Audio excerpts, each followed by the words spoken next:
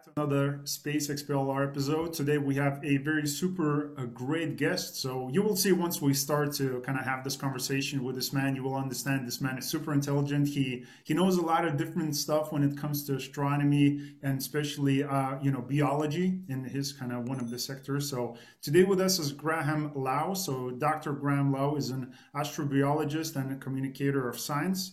So with an academic background spanning biology, chemistry, astrophysics, and geology, Dr. Lau is an expert of how living things affect the environment around them and how we can search for alien life beyond the Earth. So as I told you, it's going to be very interesting topics today. So he serves as the Director of Communications and Marketing for Blue Marble Space, as the Director of Logistics for the University Rover Challenge, and as the host of the NASA-funded show Ask an Astrobiologist. So go and check this out. Also, he's also a martial artist, a professional public speaker, and a meditation guide. And of course, there will be those social media links included below in the show notes. So make sure to get in contact with Graham. Ask the questions that you want. I'm pretty sure he's approachable and available as far as I understood. As from the conversation that we had before I started recording. So, Graham, for you personally, just big thank you again for taking the time to do this today. I really appreciate it. Yeah, absolutely. Thank you for having me. I appreciate it. Thank you, thank you. So, okay, so where do we go? Because I would love to kind of dig in, and I would love to know your personal background and your personal story. I mean, how do you kind of shift? And I mean, was like this, biology and like astrobiology was something that you're been passionate since you was a kid, or I mean, how did you start it? And maybe you can talk about what you're currently working on as well. Yeah, absolutely. Yeah, I love hearing people's science stories or like what things really drove them in their lives. So for me personally, mine started at 5 years old. My parents took me to see a movie in the theater called Young Einstein. This is back in 1988.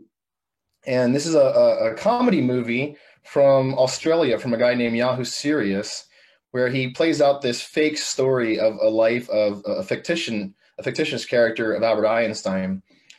And I was 5 years old and I saw this movie, and two things happened inside of me when I got home that night. The first is I made my very first guitar out of a shoebox with my mother's help. And then the second is that I told my mother that night that I wanted to be a scientist. And so that kind of was my beginning into wanting to learn about science, to learn about the laws of the universe and to be involved in physics and things like that. And then as I was growing up, I got really into science fiction, really into Star Wars and Star Trek, reading science fiction novels. I've read Dune once a year, almost every year since I was a child. And these kind of things really started inspiring me. Also, watching Cosmos with Carl Sagan inspired me a lot. And I think along the lines, just, all of this science fiction, all of this science, it made me want to ask some of the bigger questions about what it means to be alive, whether or not we're alone in the universe, what consciousness is, what life is, some of these deeper things that we humans have been thinking about for a very long time.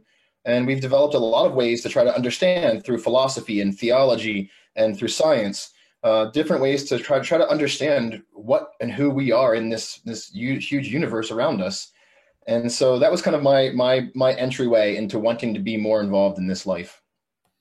And that is beautiful. I mean, that's phenomenal because I don't think there's a lot of people, who are, questioning that, at least from the people that I know, because again, most of the people, they're just busy and they, from time to time, they have those questions. I'm just wondering what the life is really all about. Like, is there kind of one answer to that? But I mean, you kind of doing the research and probably mostly like at least more than most of us thinking about that and kind of trying to figure this out and put all the pieces together. So the question is, so maybe you can explain to us, I mean, having your personal kind of research and experience, like what is the closest answer that we got to what this life is? It's a very good question, because if you actually try to figure out what is life, we don't actually know. We do have definitions of life. There have been several hundred proposed definitions of life. One that you might hear is that life is a self-contained chemical system capable of undergoing Darwinian evolution. And that's kind of like the NASA definition of sorts that you hear a lot. But even that definition doesn't quite, fit everything that we can think of. Like viruses, for instance, they often fall outside of our attempts to define life. And we don't know, are they living or are they biological machines? How do we frame them in our understanding of what life is? And when we're looking out, into the universe and wondering if there could be alien life out there, it's very troubling that we don't have a set definition of life, or at least a set understanding. And there are many philosophers of science and many astrobiologists who maybe wonder, maybe we can't define life. Maybe we need more examples first. We have what's called the N=1 problem here on Earth, in that we only have one example of a biosphere. And so we don't have any other data to work against to have comparative biology in the universe. And so one of the reasons that we really want to know if there is life out there, and if there is, we want to find it, is to give us something else to understand, to look at, to compare to life as we know it, to help us learn more about maybe a more universal theory of life. Hmm. Yeah, I love that. So, because we as people, we perceive like we understand life because of the senses that we have, the three senses, kind of auditory, we have the touch and we have the kinesthetic, auditory and visual. So through those, we think we understand because once I like touch the table, I feel it, it looks real, like everything around me looks kind of real, but, in the core, I know everything is kind of made of the atoms, and like so. Is there the question for you? Is there currently with these kind of three sensors that we have? Is there a possibility that we're not seeing what the life really looks like because we're missing some sensors Yeah, ourselves? absolutely. Perception is a really interesting thing. Biology has evolved the ability for many organisms on Earth to perceive their environment in different ways. And we're very lucky. We get to perceive in ways that allow us to feel the immediate environment around us. We can feel, temperature changes and pressure when we touch things. We can taste our food. But we also get to have senses that allow us to see a little bit further away. So your sense of smell allows you to actually receive the chemical nature of the gas in the environment really close to you in like rooms. And if there's, flower smells and things like that blowing across the meadow towards your face, you can smell those things. And that's actually giving you a distance perception. And then we're very lucky in that we have our ears to hear with and our eyes to see vibrations, both in how molecules are vibrating in the air and coming to our ears, and in how we're perceiving light coming to our eyes, electromagnetic radiation coming to our eyes. And it allows us to see things like starlight from many light years away, that has traveled through time to come and to us, and we can see it at night when we look up at the heavens with our eyes. We can see this, but there's many other forms of perception, and there could be even more that we haven't even thought of yet that alien life might have. And also, we don't have like the best set of every kind of perception that we have. So a good example that I love to share is the greater wax moth. It's a moth here on Earth that has, to our knowledge, the largest range of hearing of any organism on the planet. So we humans, we hear, most of us, something around like 5 hertz or 5 vibrations per second in the air coming towards our ear, out to about 20,000 hertz or 20,000 vibrations in the air coming towards our ears. And for those of us who are getting a little bit older in our lives, maybe not so far out, children can hear around 20,000. Some of us, we get older, we start losing those higher frequencies. We go down to like 15,000 or so. But like dogs, your dog can hear out to 50,000 hertz. And so that's why a dog whistle, when you blow on it, a human can't hear it, but the dog hears this very high-pitched screeching sound. But other organisms out there on our planet have much different ranges of hearing, like the bottlenose dolphin and whales, bats, things that are using echolocation. And the greater wax moth, it hears out to 300,000 hertz or 300,000 vibrations in the air per second. That means that's actually starting to hear into our radio frequencies that we are emitting as a technological civilization. We are emitting radio frequencies that these things can hear naturally inside of their ears. But what's really cool is that their range isn't only out to 300,000, but to our knowledge, it starts somewhere around 50,000 hertz. So that means that everything that you can hear with your ears, the greater wax moth can't hear at all. And everything that it's hearing, you can't perceive, you can't understand what that's like. And so there's alien examples here on Earth for us to look at for how there are different ways to perceive the universe, different ways to take in vibrations in the air and electromagnetic radiation that we can see with our eyes. And so there's a very good chance that we humans are missing out on a few things because of this. And it's one of the reasons why, ever since I was a kid and I saw Star Trek First Contact, I've always wanted the Geordie LaForge, like bionic eyes. I would love to have new eyeballs that have telescopic zoom and can allow me to take infrared and ultraviolet wavelengths and like break those down into something that my brain can understand, being evolved to see visible light. And so there's so many other ways for life to perceive the environment, other ways to understand the chemistry and the physics of the world around an organism. And so there's a really good reason for us to think that maybe there are other senses out there in the cosmos. And so what if we meet an intelligent alien civilization who have an entirely different understanding of the universe because of the differences in how they perceive the universe around them? Got it. Got it. Okay. So look, coming back to the point, as I mentioned, the Darwinian evolution, I mean, through the current kind of evolution, the way if we can look at the back of the past and, maybe we can project into the future. So are we actually improving on those sensors, or those sensors are decreasing over time for us as people? I'm not an expert on how human senses have evolved in near time.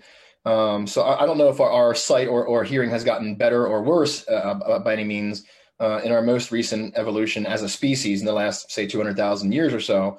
However, I do think we're at a very interesting stage in our evolution, and this is part of what's making us question the modes of evolution and how it functions and how alien life might be out there. We're now getting to a stage where our technological understanding is starting to overcome the biology, the natural drive for evolution. So before, things that would drive fitness for a species, we're not really facing those same drives as much as we used to. We're still certainly evolving. Everything's evolving one way or the other, for better or for worse. But we're at this very interesting time where very soon we can start, like I said, I want Geordie LaForge eyes, and that's probably not very far away. I'd love a new set of my own biological teeth, and we might be able to make that happen soon. So through medical science and through technology, we are changing what it means to be human. And so in the near future, I would love to see humans go to Mars to explore. I'd love to see humans go out into our solar system further, go back to the moon, maybe go stand on some icy moons like Europa or Ganymede. But I also wonder, for the long-term evolution of our species, will we start genetically engineering ourselves? Will we start using technology to augment ourselves in ways that allow us to survive in these various environments a little better? And if we start doing that, are we then becoming a technological or technologically evolving species? Recently on my show, Ask an Astrobiologist, I had a guest on named Sue Schneider. She's was the current chair at the Library of Congress in astrobiology, but she's a philosopher who studies artificial intelligence, philosophy of mind, and the future of being human. And we had a conversation that centered a lot on whether or not alien life out there will be more likely to be post-biological. So is there a drive in evolution for species like ourselves to come around that can start developing technological civilizations? And once we do so, is there a kind of just an upward growth into becoming a technological civilization? So whether or not we destroy ourselves is a big question there. But if we become a technological civilization that starts to evolve in a technological way and starts building itself this way, might other species out there also be that? Might they be primarily machines or artificial intelligences? It's a huge question for us to ask. And we're right at a golden era right now to be asking those questions. Exactly. So, because like the one of the people that you mentioned, the Starlink, before we had the conversation, and I want to talk about that maybe a little bit later. But like the Elon Musk, he talked about kind of proposed that, and again, he works with one of the companies, Neuralink, where he kind of talks about making that some symbiotic relationship with artificial intelligence and humans. And would you be up for that, against that? Like, what will be your personal thought and idea about us becoming these kind of cyborgs, which I think we're like halfway, probably not halfway through, but we're already going to that direction because, as many people know, like the phone and, is just it's a personal extension of us right now. And it's very dear to us right now. So we're kind of, heading that direction. So do you think that we should make that leap? And because when we're talking about space exploration or just making great decisions, because that's what the life is made of. As I always say, the best math that we can learn is how to calculate the future cost of our current decisions. So this is kind of how we make decisions from here going further. And do you think that with this artificial intelligence, we can make better decisions? And should we do it? Should we not do it? Or should we just follow the kind of Darwin evolution and just kind of, go from there naturally? Yeah, I mean, there's a lot of things to unpack there. And again, maybe the natural evolutionary path is to become artificial intelligence, to become post-biological, to become our machines, our computers, for us to integrate and then become the machine. So that might be the natural path for most civilizations.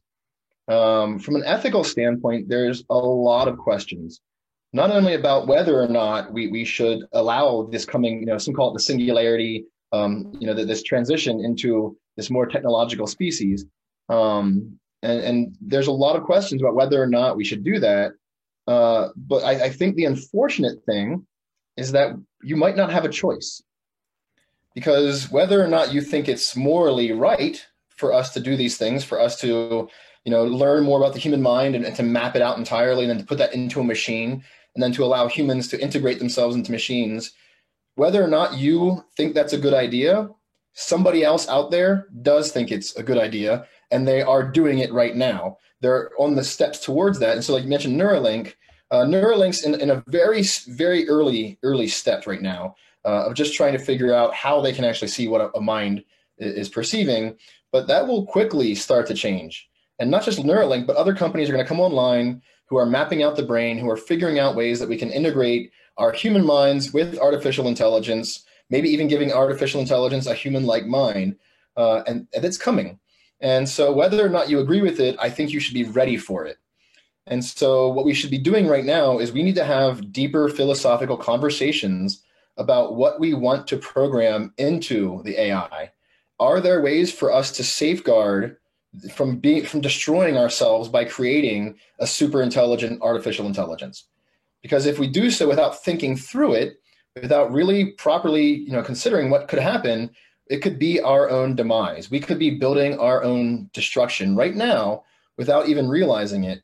And it's one reason that, I mentioned science fiction before. I love science fiction. I love that a lot of science fiction authors and filmmakers over time have used that medium to really explore really deep moral and philosophical questions. So, the robot laws from Arthur C. Clarke, for instance, Isaac Asimov, for instance, are a good example of where you have these laws that have been attempted to be programmed into robots to stop them from having issues, from destroying us. But then the primary point of a novel like I, Robot is that the laws always have issues. There's always some problem along the way. And so if we build an artificial intelligence that's very smart and can outthink us, we need to make sure that we have something programmed in the very core of this new intelligence that makes sure that we're not going to allow it to destroy us. There's a really fun experiment, a thought experiment out there from Nick Bostrom with the paperclip experiment, where you have an artificial intelligence and you tell it that its job is to make paperclips and to sell paperclips. And that's all its job is. All it's going to do is make and sell paperclips. And that sounds fine. That sounds innocuous, nothing wrong with that. But then what if this thing in this process decides to become its own superintelligence, to hijack the world internet, to hijack the world's economies, to take over all of humanity to make paperclips? And so there's a very fun game out there that someone programmed based on this thought experiment where you can play on your computer, just in a browser, through this process of having your artificial intelligence start building paperclips. And if you take it to the end, you can actually basically destroy the entire universe by making nothing but paperclips out of all of the energy and mass available in the universe. And so I think, and I'm glad that some folks out there like Elon Musk and some others are right now saying we need to think about this. We need to be ready. We need to consider how we can safely make artificial intelligence, because again, whether or not you like it, it's already happening. Exactly. So it's unavoidable because, as you mentioned, there are those companies who are putting the time and effort and the capital available to them to make that shift happen. Because it's like it's inevitable. Because I think that's part of the evolution. Because we cannot live without technology, and like we just like craving every time for something new, for a brand new laptop, phone, whatever that is in technology sector. So we're naturally kind of probably wired that way, or maybe not. Maybe it's just through the years of evolution. But again, coming back to the point, because Elon Musk, he said, kind of personally, I know that he's working again on this AI technology, but personally himself, his expression was like, once this kind of genie will leave the bottle, nobody can control that. And of course, the law, the rules, the regulations, the government will step in later after something, let's say critical will happen. So is there any ways that we kind of mitigate the risk before, those critical situations where we mentioned with a paperclip kind of story, when those moments happen? Because once that is out, I mean, it can innovate itself in a rapid rate, right? Like there is no control, like what the AI can do on its own. And I mean, it will have a mind of the person cannot perceive, right? And like right now, again, it's being used in space already, because I know there are some people who are going to astronaut training. And again, it's not the person who will be making those critical decisions into who's going to become an astronaut. That's going to be AI based technology who will make those decisions. So I mean, we're already kind of using it in important things, and in banking and finance and things like that. So what do you think will be kind of those mitigating risk points that we can avoid from critical moments? Yeah, we definitely already have machine learning and artificial intelligence out there that people are using, but it's nowhere near what we would call a super intelligent artificial intelligence yet. It's not thinking on its own. It's not making decisions. But there are some things we could do right now, and I might be slipping slightly outside of my field of expertise now, but some things we could be doing right now. So like you said, if we have a problem and then we try to get on top of it by using law and governments, it might be already too late to make that happen. So we need to start now by having these conversations. For one thing, we need governments to start acting on this. It's one reason why I find it very upsetting that a lot of our governments around the world consist of people who are not experts in science and engineering and technology. We need more computer programmers and scientists and engineers and philosophers and historians. We need more people with different backgrounds than just law and business. Law and business are wonderful, but if you only have law and business in government, then you're missing out on this larger picture of what's going on in our world. And especially right now, with our technology advancing so rapidly, so quickly, and our politicians really seeming not to understand much about technology, at least most of them around the world, that's a problem. And it's setting us up for failure. We need politicians who can start having these conversations right now, who can say, look, we are going to have an issue down the road. If we don't act and prepare right now, we should bring the world's best technologists and philosophers together right now and have them figure out the solutions that we want to apply to these problems before they become even worse problems. And I'm an advocate for that across the board for all things, from space exploration to pandemic response and all kinds of things. If we just had a little bit more science and philosophy in our government, and not as much just focusing solely on law and business and wealth and power, it would make a huge difference for us. Exactly, and that's a great point. So hopefully we will see that change, somehow, someday, because exactly that's for a big change. And again, we need a big change. So it's either, in my personal view, it's again because it seems like we're just boiling in our personal like juices. Again, with all the information that we have, like we like came up with pretty much everything that's around us. Like we created everything, and like when it comes to language, numbers, like math, everything, we invented like all of it. But if we want to expand and again have this kind of universal, thinking and the way we live, and again, colonizing, maybe colonizing is not the word, but living in different planets and being kind of multi-planetary species, we need to have some sort of a different maybe inputs, so coming back to your thought, because you again talking about this life, being out there. So do you personally think, and is there some sort of a research that kind of proves that there could be something out there, and what this life would look like? Absolutely. As a scientist and someone who tries to think logically, I have to admit, and I think we as a species have to admit that we could be alone. Without having any other example of life beyond our own biosphere that we know of so far, we have to admit that it's very possible that we could be alone. But when you start looking at the numbers, when you start looking at how many stars there are in our galaxy alone, a few 100 billion stars in our galaxy alone, and now that we've started discovering exoplanets, over 4,200 confirmed so far, and chances are by the time I'm an old man on my deathbed, if I'm fortunate enough to become an old man, then who knows, it could be 100,000 worlds that we know of. But based solely on the data we have so far, we think that there's probably more than one planet per star in our galaxy. So there could be maybe even upwards of 1 trillion or more planets in our galaxy alone. And so those numbers, I mean, all the possible places where there could be an origin of life, that really starts opening things up. And now that we're exploring more and more into our solar system, we're building better and better observatories here on Earth and space-based observatories to look out into our solar system and far beyond. And we're learning more about the chemistry of the universe, the chemistry of dust clouds, of comets, of asteroids, of planets, of moons. It's starting to show us that the chemistry that could lead to life seems to be abundant out there. And even though we still don't currently know exactly how chemistry became biology, we haven't seen how that step happened yet. There's a lot of folks working in origins of life research who are getting very close to figuring out some of the possible paths that could be followed to allow for an origin of life. And so I personally, as a human being and someone who dreams of other things, I definitely think that there probably is something else out there.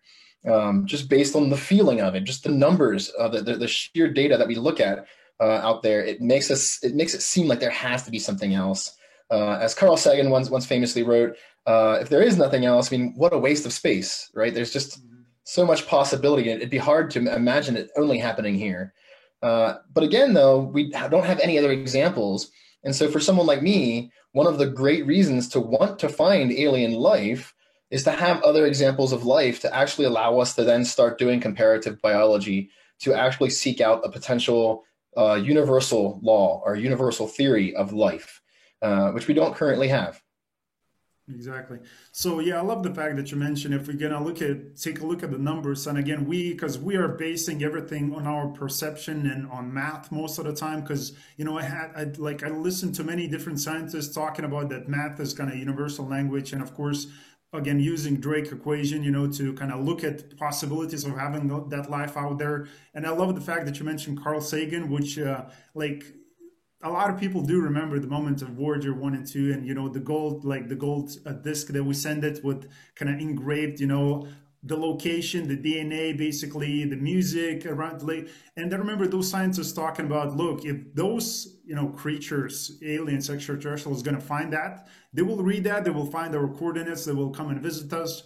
And my question was, is math really a universal language? Because as I mentioned, we have only a few sensors, and maybe those, again, aliens, creatures, most of the time we think, I don't know, maybe it's through the movies, or because again, I think we have zero to almost none like research when it comes to that extraterrestrial life, because most of the time we just have theories, right? So how do we know if it's more advanced, less advanced, and how do we even know that they will be even kind of read it and the math is going to be their own personal universal language? Yeah, I mean, so we have a lot of hypotheses about how alien life might be. If alien life is anything like us, carbon-based life, if it has some of the similar ways of perceiving the universe as we do, there are some things we could guess about. We might not get it entirely right, but we could make some pretty strong, educated guesses about things that alien life might experience based on their stellar environment, their planetary environment, their local environments in the world in which they live. But when it comes to questions of is math the language of the universe?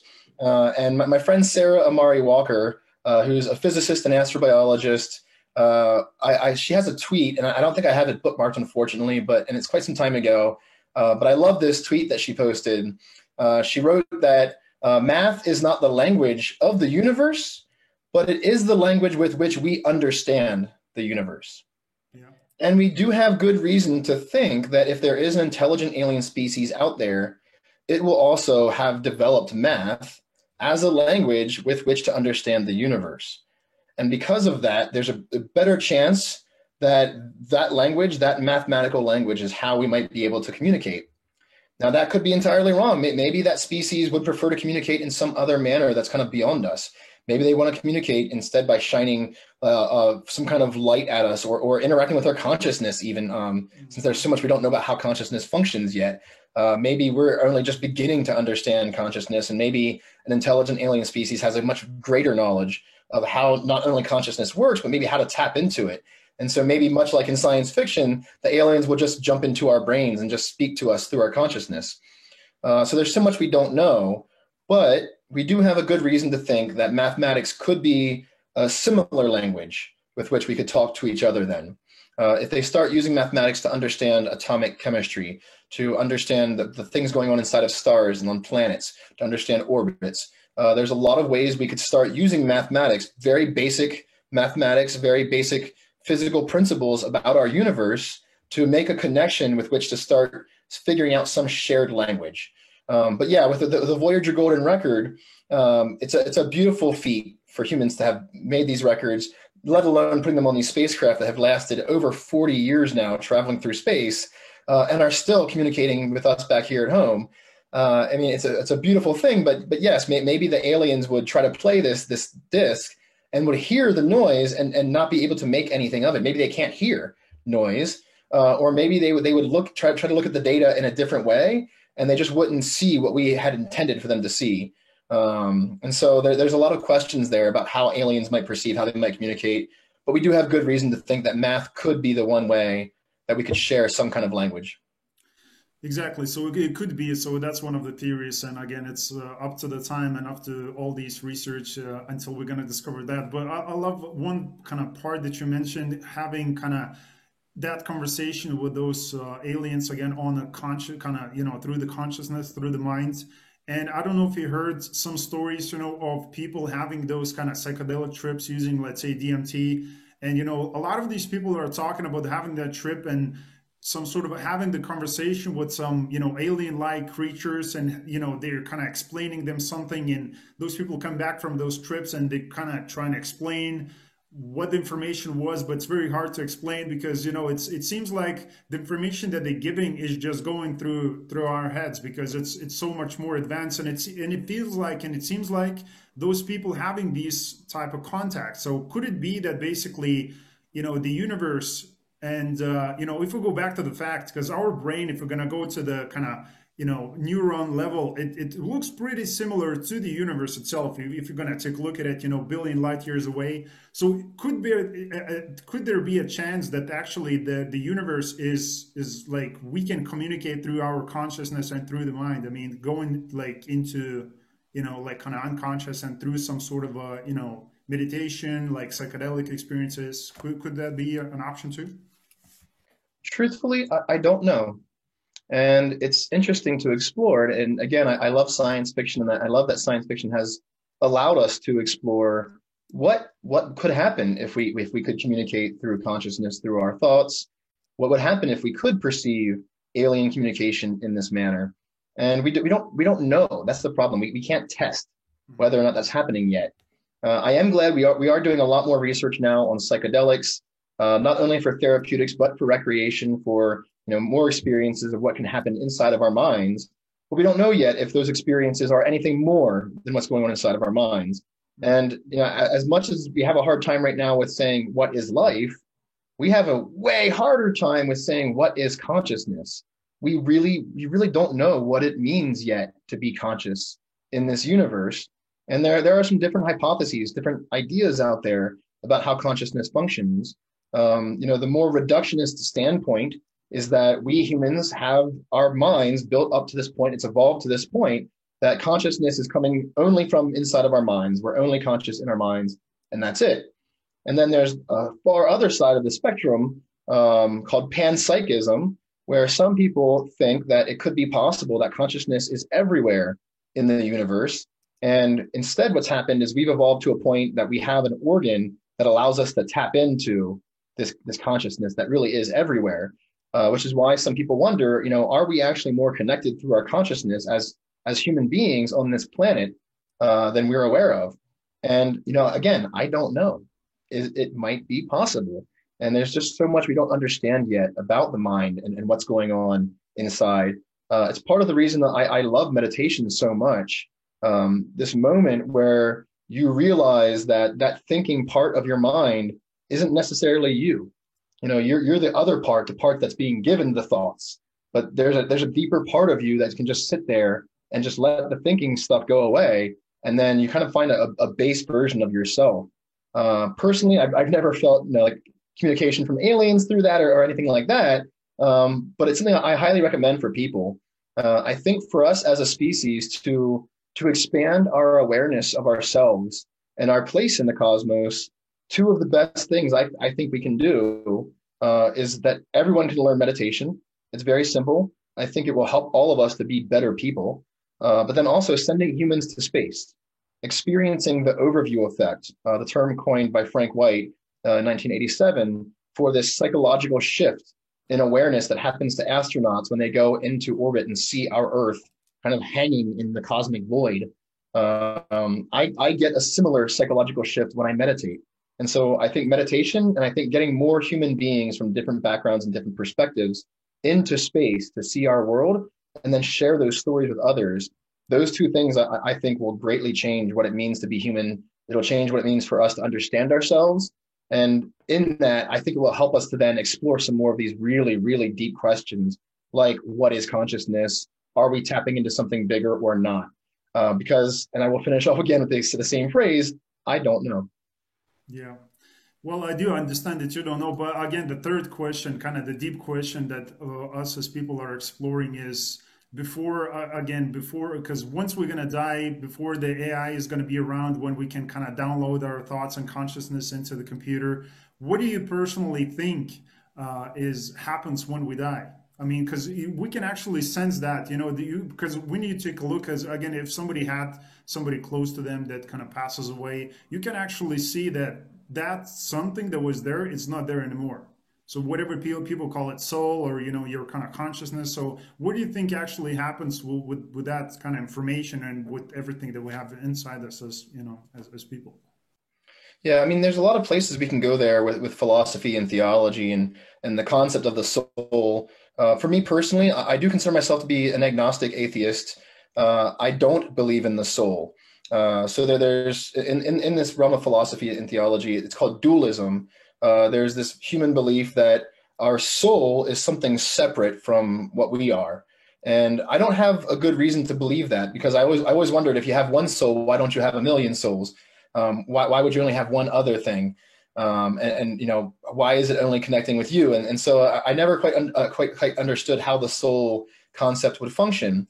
And I mean no offense to those out there who do believe in it. When we start speaking about things that we can't test scientifically, then we have to start discussing belief and what we think and feel.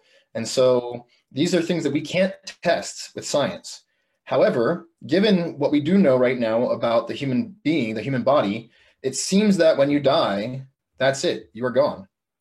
And so whether or not you think that consciousness is just arising from inside of your brain, or whether you think that you have an organ that's tapping into the universe, maybe when you die, one way or the other, that organ that is the thing that's connecting with this consciousness, be it inside or outside, is gone.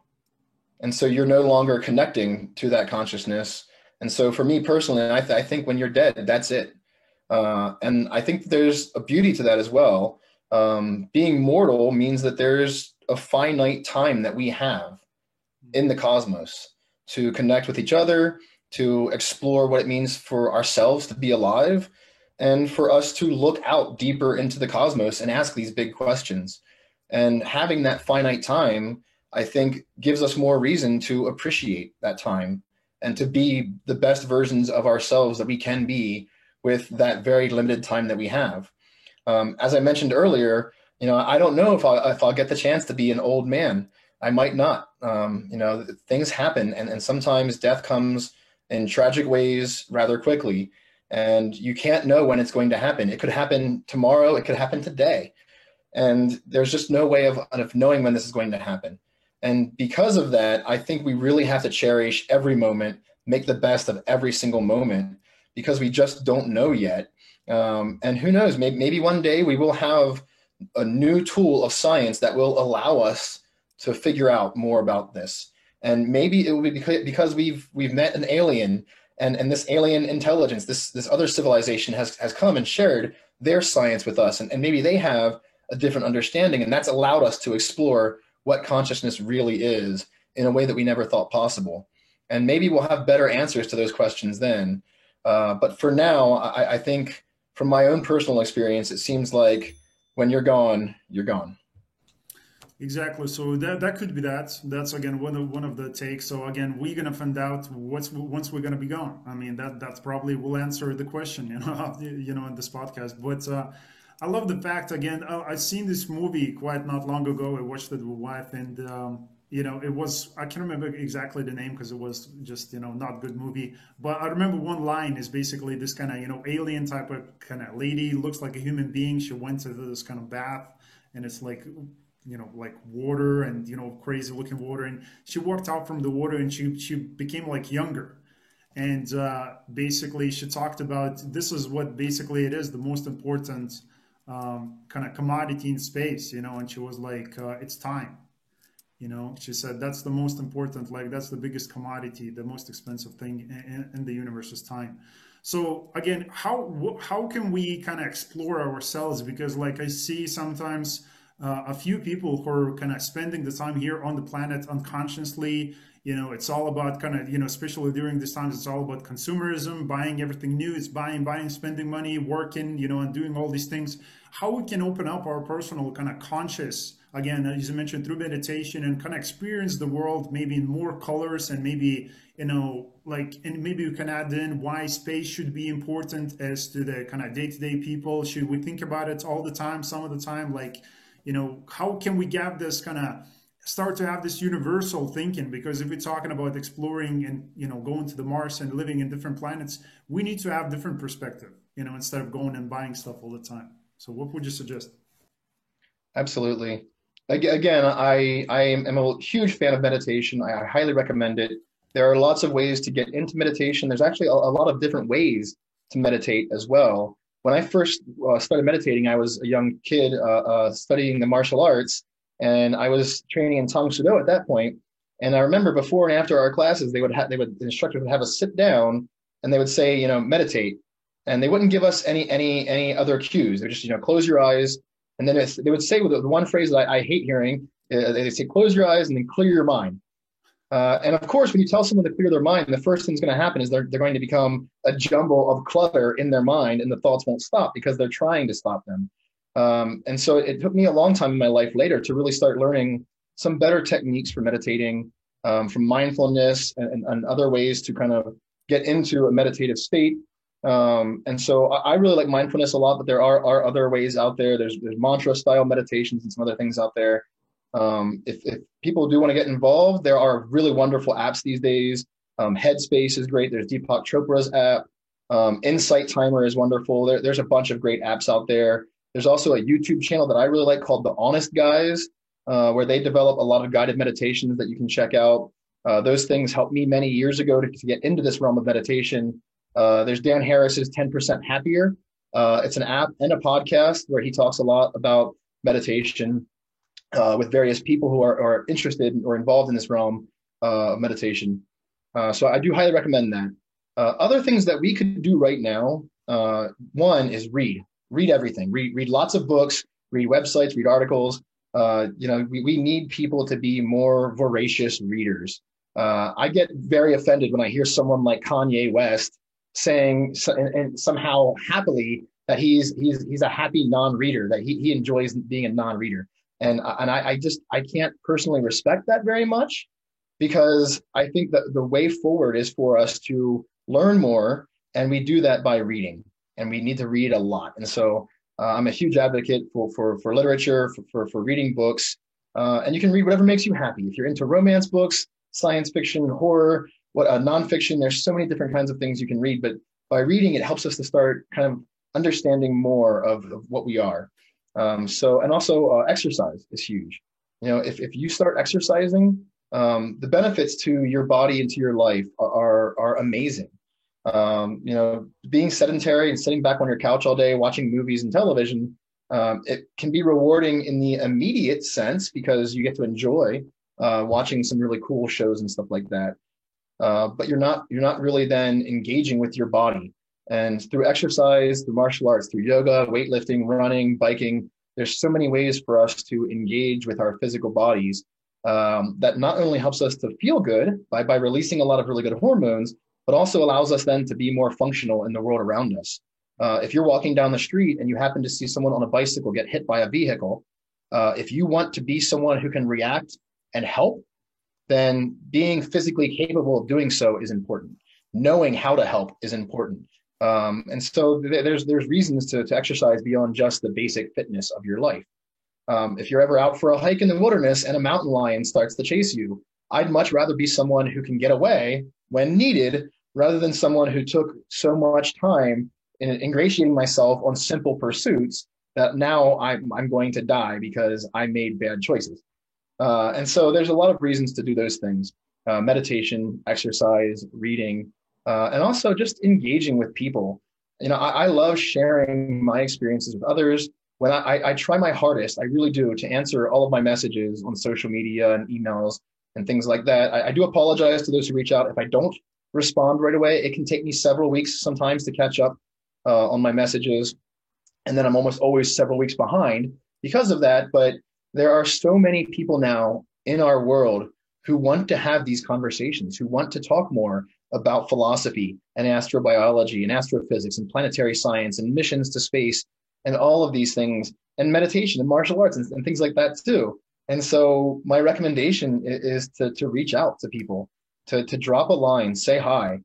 Even right now in this pandemic, even though we can't shake hands and hug and hold each other the way that we would before, we can still connect online and we can still have great conversations, and we can still be social. I don't like the term social distancing. I prefer the term physical distancing because we can still be very social, especially right now with things like all these various teleconferencing apps that we have and ways to connect. And so I think we need to continue connecting with each other. That will help us to then kind of think through some of these larger problems that we have. Beautiful, and that's a really good advice right there. I like the fact that you're calling it physical distancing instead of social distancing, because going back to the basics. I mean, that's the way it's supposed to be called, right? But again, I don't like the fact, as I mentioned, like Kanye West is talking about, I'm not a reader, and probably that's a good way to go about because, like some people like him, they have too much influence on other people, and those people will probably follow the path because oh look, the Kanye doesn't read, so I will do exactly the same, and it's probably the younger generation. I'm pretty sure there will be a few ones, in 30s and 40s, but. It's pretty, yeah, it's pretty bad. Okay, so but talking about some bad stuff, at the same time you mentioned kind of Starlink, and what's your personal take on that? I mean, is it good or bad? Because like social media is kind of it right now. Part of that kind of social conversations, the ones that we're having right now. Again, I'm not using Starlink because I have local internet connection, but is it a good thing? Because look, I think it's very important. Coming back to your point of mountain lions and things like that, when we go for camping or hiking, like I want to take the selfie with mountain lions. That's needed for my social media. So, do you think it's a good thing in the future to have more satellites? Which I think it's like 520 additional satellites on Starlink itself a year. So, what do you personally think? For me personally, I'm very much on the fence with Starlink right now. It's good and bad. So let me start with the bad. The stars in the night sky, they not only allow us to see the universe, to look out into the cosmos. I mean, this is starlight that has traveled for thousands of years to reach our eyes. And the act of stargazing is something that I value myself in my life. It's something that my family, that we enjoy doing together. When my young son grows up, I really hope that he then wants to take his family out into dark areas to see the sky above. But the stars are also our cultural heritage. Looking at the heavens above us in our specific place in the cosmos, it's part of how we humans went from being cavemen, basically, into becoming a more technological civilization that we are now. People looked at the heavens, they saw the stars and these wandering stars, the planets moving, and they built rituals around the movements of stars, including our sun in our sky, apparent to them. We now know that our Earth is rotating and orbiting around our star, and that's kind of driving these differences that we're seeing. But we wouldn't have gotten there, I don't think, without having seen the stars. It's a big question about whether or not life evolves in an ocean world like Europa or Enceladus. If an advanced intelligence evolved in an ocean world and they couldn't see the stars, would they develop science? Would they develop the same kind of understanding that we have? And we just don't know the answer to that. And their understanding of their universe would be very different because they wouldn't be seeing outside of their world. On Europa, there could be as much as 10 kilometers, maybe even more, of ice over that ocean. And so certainly any organisms down there aren't seeing the heavens beyond. And having that connection, when I look at the stars at night, knowing that ancient people also looked at those stars and also saw themselves out there, it made them ask grander questions about what's going on in the heavens above them. I feel a strong connection to that as a human being. And I think all of us should. We should feel this tie to what it means to be human on the surface of our very beautiful blue marble, to look at those stars together around the world at night when we're looking up. And with something like Starlink, with over 500 satellites per year, but if they actually get over 10,000 satellites in orbit, and it's not just Starlink, there are going to be other satellite constellations very soon from competing companies. Because whenever a new technology develops that can make a lot of money, and reach a very large customer base. And when you're talking about satellite internet, you're talking about the entire global populace. That gives a lot of drive for other businesses to build satellite constellations. And there's currently no laws. There's no space law that says that you can't launch tens of thousands of satellites. There's no law controlling that. But no one else gets to say, we don't want our skies covered in satellites. No one can stop that from happening right now. And that kind of worries me because, you've already seen pictures, I'm sure, from astrophotographers and astronomers and observatories where the satellite constellation came through their image and ruined the picture they were taking. And so from that standpoint, I feel like it's bad. I don't know what's going to happen when we have tens of thousands or hundreds of thousands of satellites in orbit that are hindering us as much from seeing the stars the way we used to, especially when we're using telescopes, cameras, and those things. However, there are people who will argue, that even then, we'll see little glints of light, but it'll be okay. And there'll be ways to block some of the sunlight from reflecting that they're trying out right now. Okay, fair enough. Another potential bad thing about it is this idea of the Kessler syndrome, where we could have a large collision in low Earth orbit of a satellite. A lot of us have worried, 4 nations so far have tested anti-satellite technology by using rockets to blow up satellites in orbit, which just makes a bunch of extra debris that's uncontrolled, that goes in different directions. And there's a lot of wonderful people out there, like Maribaja Kennison is one of them. He's studying space debris and trying to help us map out where all of the debris are, including active satellites as well as broken down pieces of space material. And when we start putting tens of thousands of satellites into these orbits for satellite constellations, we start increasing the potential of having something like a runaway disastrous event happen in orbit, where one of those satellites gets destroyed, it causes other satellites to get destroyed. And before you know it, we're like in the movie WALL-E from Pixar films, where we can't get outside of the Earth because we have this huge field of gunk, of just artificial crap all around our planet. And we don't want that. So that's a potential bad.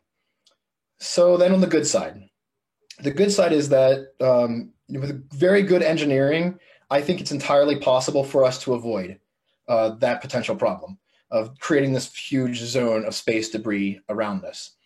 Using very good engineering and science, we can figure out when the satellites are passing overhead and time our photos of the night sky to that. And then on the very good side, the benefit that I see for this is that right now during the pandemic, I've seen so many more people from around the world. I've interacted with people all over the place from around our planet. And it's inspiring to me. It's hopeful to be meeting so many people, especially young people who are interested in astrophysics and planetary science and astrobiology and philosophy, who want to be involved in these larger pursuits that we humans can undertake. And they want to be involved in it together. They want to work with us together around our world to do that. And when we have satellite constellations that can provide internet access, hopefully cheaply, to the entire populace of the planet, if people choose, we're going to see a lot more people come online. It's going to democratize the internet in a way that we just weren't really ready for. We weren't expecting. When you have billions more people coming online all the time, you have a lot more perspectives and voices. We'll start hearing more stories, more language, more of the human experience from around the world. And of course, there'll also be a lot of internet scams and other things, but I'm very hopeful and optimistic about what it will mean for more of us to join in this human experience of being online together. Hmm. Definitely. So yeah, there will be a lot of advantages and a few disadvantages also. Like you mentioned, like the scamming and a lot of bad stuff that comes with it. But look, I mean, and like the biggest point for me, I think, when it comes to disadvantages, is that through social media, there is so much information. Again, is getting distorted. Because it becomes like this kind of broken phone that we used to play as kids. So I just don't like the fact of that because there's a lot of the again what's happening with the social media because COVID just kind of proved it that we're so dependent on social media. And again, for somebody who has a business, that's probably the only way that they survived, probably depending on again on a business that they have. But the kind of the best way to drive the customers, the leads, again, is through social media.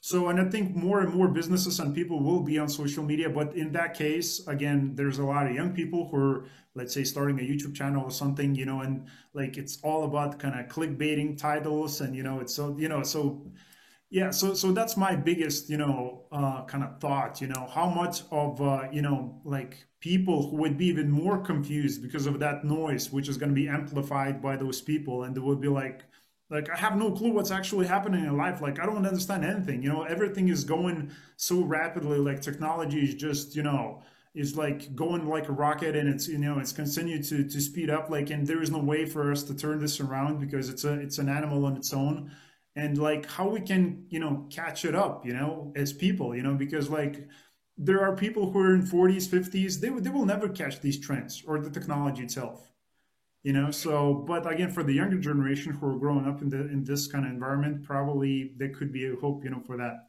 But talking for the future generations, I mean, do you believe that we should go and live on Mars? What's your personal idea and thoughts on that, and when do you think, if you think you're up for that, when do you think that will happen? Yeah, I went to space camp. I was very fortunate when I was 13 years old. I went to space camp in Huntsville, Alabama. And that was a time in my life where I was very focused on, I wanted to be an astronaut.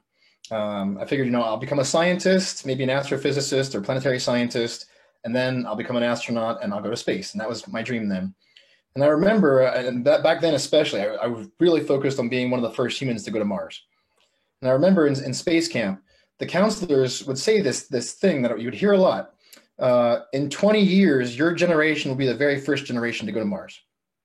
And so later, I'm at university and studying biology and chemistry and talking to people in the space realm. And I hear a lot of people saying, in 20 years, we'll be on Mars.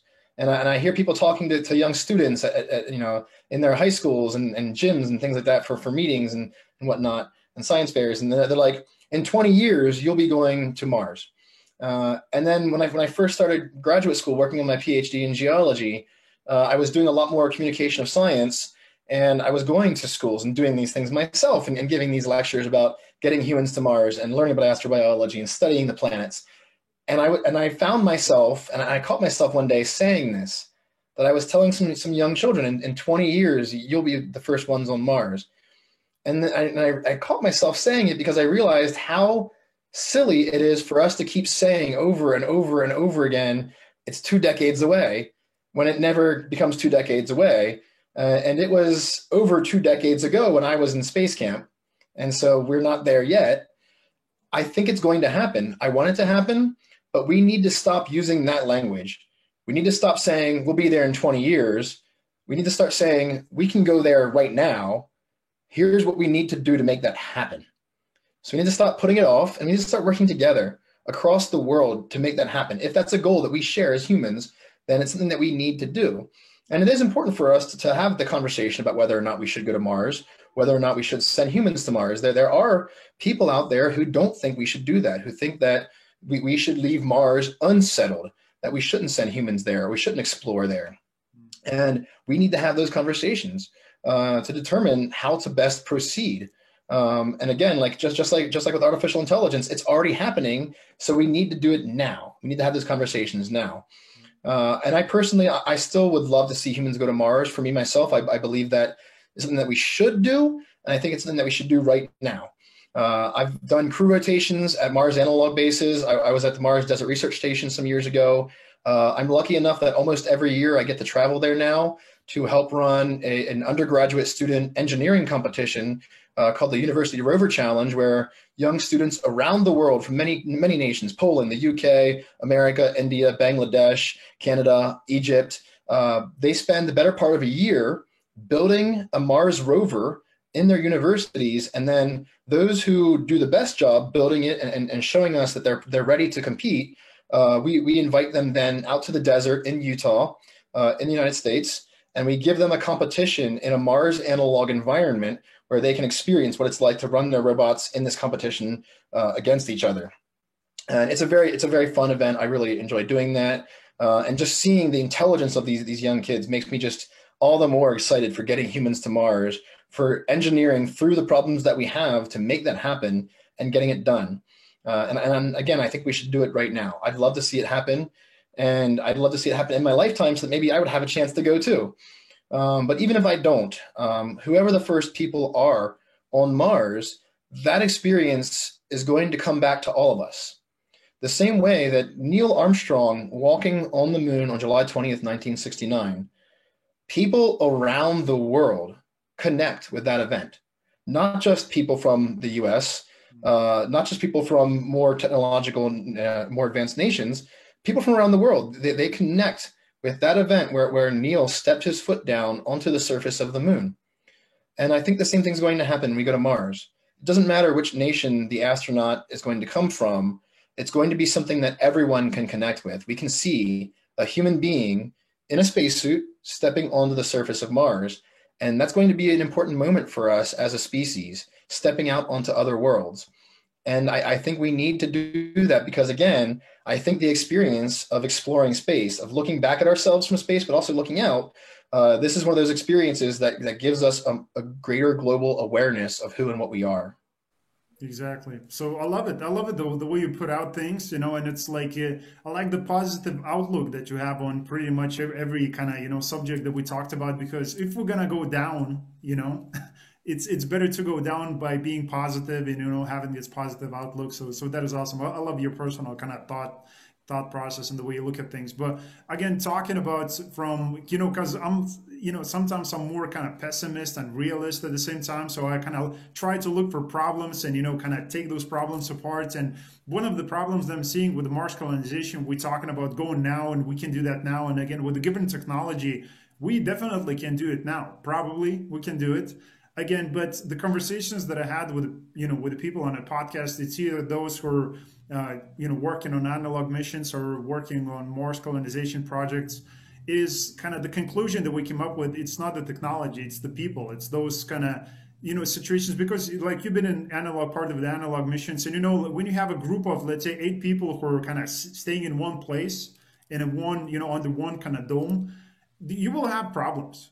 That's just the human nature. Like people don't get along together, they have to work, especially in those kind of critical, like emergency situations that will happen. So would you think, again, like when will we ready, like kind of on, on that level where we not kill ourselves, in those type of situations? Because if we talked about putting 1,000 people on, on the Mars. Of course, I do understand the first people will be like heavily trained, astronauts, but at some point that threshold, which is really high for somebody to become an astronaut, it has to be lowered if we want to go and travel to Mars and live in there, for long periods of time. So how do you think we can mitigate the risks there, where we kind of avoid those critical situations, in those environments? Yeah, understanding psychology and sociology is important for space exploration, for human space exploration. And we need that. We need people who understand psychology. We need psychologists, sociologists to get involved and help us with the research of how we can do this. But we are doing it already with those analog bases, with the International Space Station, deep sea habitats that we've built and things like that, or that we're working on. We have these chances to already figure out what it means to be isolated in these environments, like the Mars 500 experiment and things like that, where we put humans together in isolation and we see what happens to them. And yes, there have been problems. There have been some problems in space with some personalities conflicting. There have been problems in some analog bases. But on the whole, most people have done actually quite well. Most analog teams actually get along fairly well. I'm still friends with a couple of people from my analog team that I did back in 2008. And so, you create these bonds together by going through these experiences. And yes, you're right. The very first people going to Mars most likely will be very well trained astronaut explorers. They'll most likely have at least a PhD, if not more degrees, or several PhDs. They'll most likely be well trained in medicine and first aid, most likely be trained very well in geology and geochemistry and biology, because that's what we need for humans going there for doing research. They'll also likely be very well trained in engineering in case something breaks and they need to fix it. And that will happen for the very first groups of people that we send to Mars, most likely be very well trained, including being trained on how to handle interpersonal conflicts and how to manage themselves as well when they start feeling lonely. And maybe even right now, we have the best example of an experiment of this in the pandemic. I'm very lucky in that during the pandemic, I've had my wife and my son. I'm not alone, but some people during this have been very isolated, have felt very alone. And so we now have them coming online to share their experiences. And we are sharing a worldwide experience of isolation right now because of physical distancing and because of what's going on with the pandemic. And we're getting through it. I do feel very bad for those who've had some issues. If anyone listening or watching this is having any issues, I'm always happy to talk. I've suffered depression in my own life. There are tools to treat depression, to work through it for yourself, to work through it with help from others. But it's always important to take that step of asking for help, of seeing that you need some support. That said, I think we can send humans to Mars, and yes, we're going to have interpersonal conflict, but I think we can do it. We've shown that we are a species, we are a civilization with resolve, that we can get through our problems. And the best part of it is when we work together to get through those problems, it makes it all the better.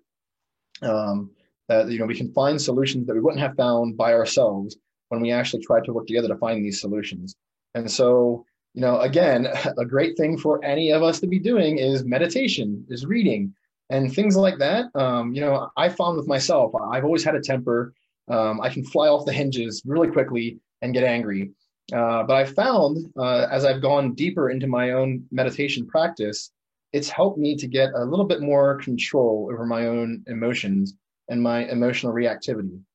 And that's a big problem, we have as a species. It's very natural. We've evolved to react emotionally, to react quickly to the situations going on around us. But when we give ourselves some space to breathe and think rationally instead through our problems, it gives us that moment of clarity that we actually need to solve a problem rather than make the problem a million times worse. Exactly, exactly. Love it. So, and I love the fact again that you're looking to help people at the same time, the ones who are going through depression and things like that. So, I guess it's just like the more because I'm trying to remember again the times that I had kind of I wouldn't call it depression, but probably just just on a bad spot, for maybe longer than I should stay, and probably most of those times I was just kind of thinking about small stuff, that don't matter most of the time, And I think we need to have this kind of universal perspective because I don't think that all of these people that they're driving by with the cars right now, I don't think they're thinking about space. I'm pretty sure they're thinking about what they're going to eat tonight, what type of movie they're going to watch, maybe something else completely different. But And I'm pretty sure most of those people never even probably thought about space unless they came across some type of, TV or ad or something like that. And I think if we can think about space and again all these missions and everything that's happening in space, private industries, public agencies, I think we would be better as people because we will start to kind of embrace the universe and understand where we are in this vast of the universe at the same time and understand that we're small but we're still important. So Absolutely. Yeah. One of my favorite comments I've ever heard from Mae Jemison, the astronaut. She was on a podcast, I believe it was with Deepak Chopra, and he was asking her, about this experience, the overview effect, and has anything changed for her since she came back from space, from seeing the Earth from space?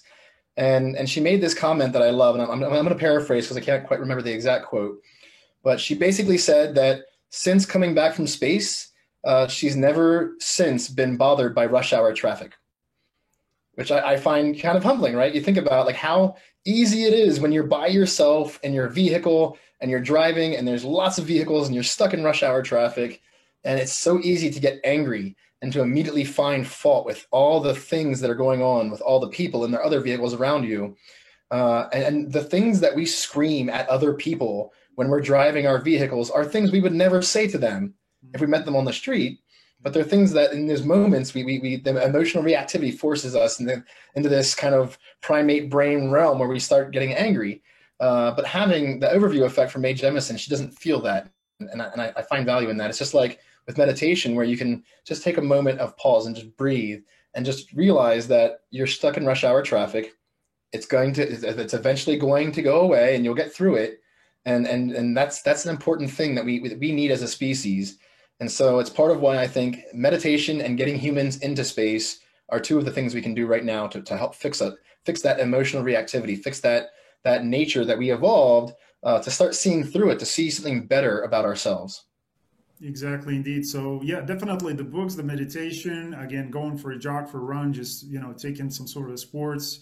And I think once the space travel will be accessible to everybody, I think taking some of the politicians or people who are in government, I think will be really beneficial because I'm pretty sure not all of them will change the perspective again, as the astronaut that you mentioned had, but a lot of them will, and a lot of them probably will make different decisions from there and go further.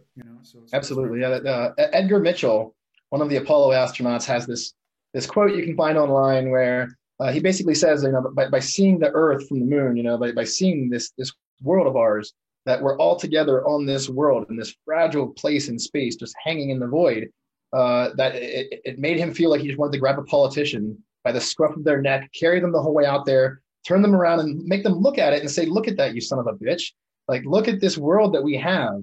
Like all of your little petty problems, all of the bickering, the arguments, all of these power plays for wealth and positions of power, it means nothing in the grander scope of the cosmos. Carl Sagan has a very famous speech that was then turned into a book called Pale Blue Dot, which is based on the pale blue dot image taken by the Voyager 1 spacecraft when it was roughly 6 billion miles away from the Earth.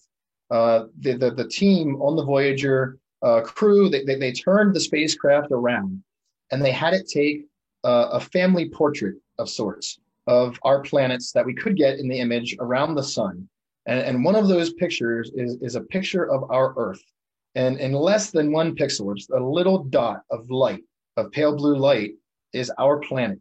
And Carl Sagan remarked in this speech and in his book that all of the emperors, all of the kings, all of these people who've bickered for positions of power, all of the lovers and parents, everything that we've ever experienced, all of our human history from that distance happened on a point of light, on a little mote floating in what was a sunbeam because of the way the image was taken and some light was shining inside of the camera. And I find that powerful and beautiful to think about. And yes, if we could get more politicians out there, if we could get more people to experience this, I think it's going to change how we think about ourselves. It's part of why I'm really excited right now for new space and for what's going on for the commercialization of space, for groups like Space for Humanity and others who are trying to get funds to get more private citizens from different backgrounds into space.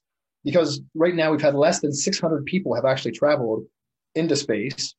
And most of those people have been military trained people from the US, the Soviet Union, and Russia and Europe.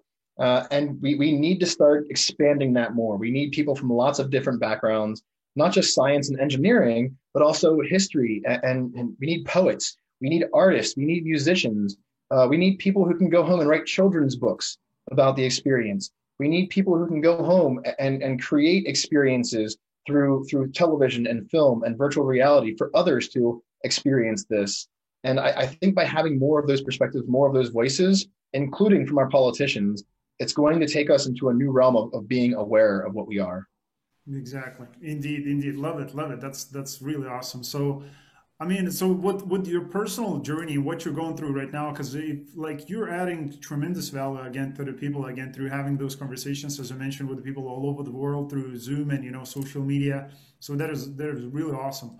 And what will be kind of your personal, idea or thoughts or kind of footprint or legacy that you will looking to kind of add to the people overall? It's a good question. I don't know. There's another famous quote that I love from a song. It was a military song for World War One soldiers. I don't know where I'm going, but I'm on my way. I'm on my way somewhere right now. I've spent a lot of time studying in science and philosophy. I spent a lot of time learning how to communicate and share my ideas and my thoughts about science with others. And right now, the big things for me that bring the most joy to my life, I love those moments when you see the spark of curiosity, of understanding in someone's eyes. So whether I'm volunteering at a museum or giving a lecture to a few thousand people, whether it's by having someone read my writing and then letting me know that they enjoyed it, whatever that moment is, when I see that moment in someone's eyes, or I hear it in their voice, or I see it in their writing, when you can see that someone has gotten stoked, that they've felt this groovy need to now be more involved and to learn more and to join in this greater exploration of what it means to be human, those moments, whether the person is a 5-year-old or a 75-year-old, they are so meaningful for me. It's that human connection that we are doing this together. We're exploring together, and when I can share some of my knowledge in a way that allows someone else to open up a bit more to the cosmos and a bit more to what's possible out there, those moments they keep me alive. They keep me going forward. And so for me, being someone who makes those connections is critical to my happiness, and it's just something that I think brings great value. And so that's kind of where I'm going, I guess. But again, I don't know where I'm going. I'm on my way. Exactly. I love the quote. That is a good quote. So I think, yeah, like, because life is definitely a journey, and sometimes we think we have a plan. Because like before the 2020, everybody has this kind of routine, about planning, make New Year's resolution about, we'll do this next year, which you will have to make New Year's resolution. You can make a resolution today or January 5th or August 27th. Like it doesn't matter. Just make a decision. Make a decision to do something else with your life. Because life is definitely more. And that's why I wanted to have you on, because I love, again, your personal perspective and view on the world. So I think more people should have that view on the world also and become kind of, freer, I would say, because there's a sense of kind of you being free. And, people become free when they don't have any like shields, because most of the people, because that's where the creativity stands, like people are creative when they don't have any shields, like they just are who they are. Of course, part of that, as I mentioned, like having these routines of meditation, books, and just talking publicly with people. There's some certain skills that you have, to build over years. But just, having this perspective on life, like as I mentioned, the quote that I don't know where I'm going, but on my way, I'm on my way. So just having that thought that, there's something ahead, magnificent and beautiful, and I'm just going for that, So that's a beautiful quote. I love it. So again, guys, like that is awesome. I love we probably didn't touch a lot of different subjects here that were listed again in your personal bio, but I mean, go and get in contact with this man, because I would love to have you on again for a second time, for a second episode, and maybe we can go a different direction, because I think there's so much more that we can squeeze from the, from your thoughts and ideas and the view that you have on world, and again on astrophysics and just different stuff. So I mean, I love your personal kind of just the knowledge and the information that you got. But guys, with you, if you share this episode with your friends, so as you know, it could be any friend, just pass this along because I'm sure those people will find a lot of good quotes been mentioned here in this podcast episode. Of course, a lot of inspiration, just like reasons why and how people should view the world, why people should pursue, traveling and living in different planets, is just having this kind of broader, wider view on everything. So make sure to do that. And again, for you, Graham, is a big, big thank you, for coming over today, for sharing your values, the ways again you look at the world, and the personal legacy that you're looking to leave behind you. I mean, it's really beautiful. So thank you very much. Thank you.